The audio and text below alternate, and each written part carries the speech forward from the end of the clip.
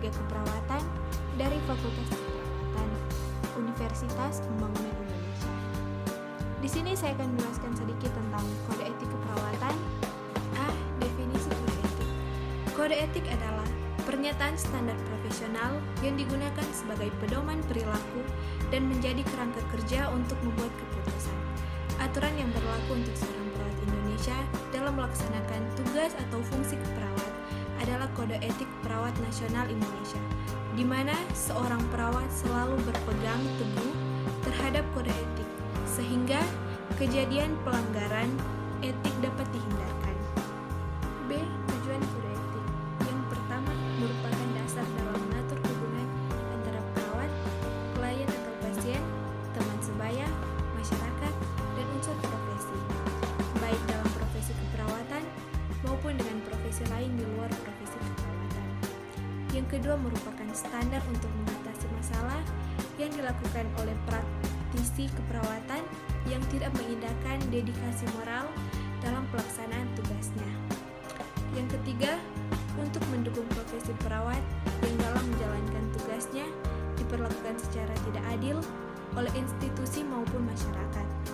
Yang keempat, merupakan dasar dalam menyusun kurikulum pendidikan keperawatan agar dapat menghasilkan lulusan yang berorientasi pada sikap profesional keperawatan.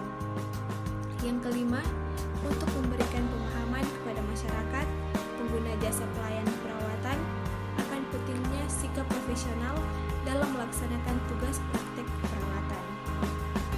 C. Fungsi kode etik.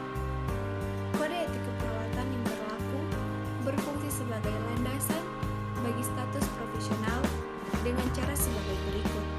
Yang pertama, kode etik perawat menunjukkan kepada masyarakat bahwa perawat diharuskan memahami dan menerima kepercayaan dan tanggung jawab yang diberikan kepada perawat oleh masyarakat.